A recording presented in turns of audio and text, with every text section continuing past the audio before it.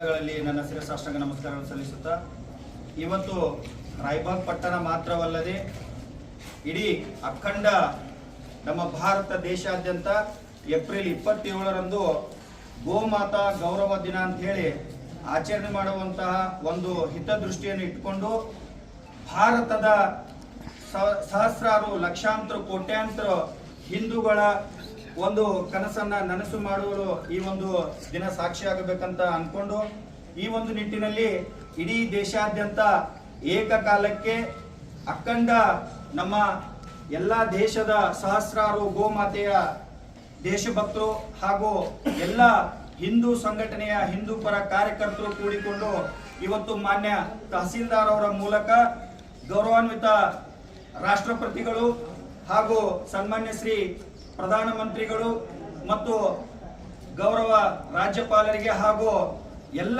ರಾಜ್ಯದ ಮುಖ್ಯಮಂತ್ರಿಗಳಿಗೆ ನಾವು ಇವತ್ತು ಮನವಿಯನ್ನ ಮಾಡಿಕೊಳ್ತಾ ಇದ್ದೀವಿ.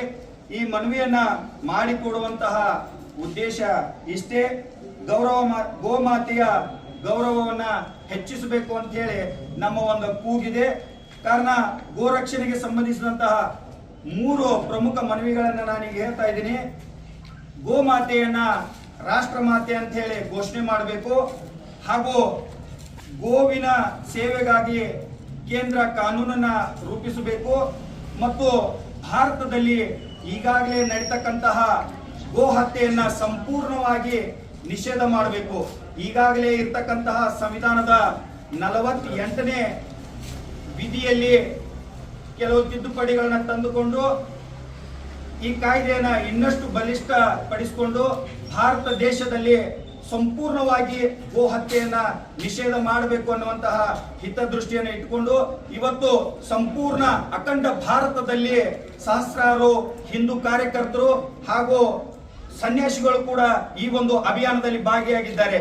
ಬರುವಂತಹ ದಿನಮಾನಗಳಲ್ಲಿ ಮಾನ್ಯ ಮಾಧ್ಯಮ ಹಾಗೂ ಪತ್ರಿಕೆ ಮಾಧ್ಯಮದ ಮೂಲಕ ನಾನು ಸರ್ಕಾರಕ್ಕೆ ಎಚ್ಚರಿಕೆಯನ್ನು ಕೊಡ್ತಾ ಇದ್ದೀನಿ. ತಾವೇನಾದ್ರೂ ಈ ಸಂಪೂರ್ಣ ಈ ಪ್ರಕರಣವನ್ನ ಒಂದು ವೇಳೆ ತಾವೇನಾದ್ರೂ ಗಂಭೀರವಾಗಿ ಪರಿಗಣಿಸದೆ ಹೋದ್ರೆ ಬರುವಂತಹ ದಿನಮಾನದಲ್ಲಿ ಕೇವಲ ನಮ್ಮ ಜಿಲ್ಲೆ ನಮ್ಮ ಜಿಲ್ಲೆ ರಾಜ್ಯ ಮಾತ್ರ ಅಲ್ಲ, ಇಡೀ ದೇಶಾದ್ಯಂತ ತಮ್ಮ ವಿರುದ್ಧ ಉಗ್ರವಾದ ಹೋರಾಟವನ್ನ ಮಾಡೋದ್ರ ಮೂಲಕ ನಿಮಗೆ ಎಚ್ಚರಿಕೆಯನ್ನ ನೀಡ್ತೇವೆ ಅಂತ ಹೇಳಿ ಈ ಮೂಲಕ ನಾನು ಮನವಿಯನ್ನು ಮಾಡ್ಕೊಳ್ತಾ ಇದ್ದೀನಿ. ಹಾಗಾಗಿ ಈ ಒಂದು ಮನವಿಗಳನ್ನ ಮಾನ್ಯ ತಹಸೀಲ್ದಾರ್ ಅವರ ಮೂಲಕ ಗೌರವಾನ್ವಿತ ರಾಷ್ಟ್ರಪತಿಗಳು, ಪ್ರಧಾನಮಂತ್ರಿಗಳು ಮತ್ತು ರಾಜ್ಯಪಾಲರು ಹಾಗೂ ಘನವೆತ್ತ ಕರ್ನಾಟಕ ಸರ್ಕಾರದ ಮುಖ್ಯಮಂತ್ರಿಗೆ ಕಳಿಸಿಕೊಡ್ಬೇಕಂತ ಹೇಳಿ ಈ ಮೂಲಕ ತಮ್ಮಲ್ಲಿ ಮನವಿಯನ್ನು ಮಾಡ್ಕೊತಾ ಇದ್ದೀನಿ.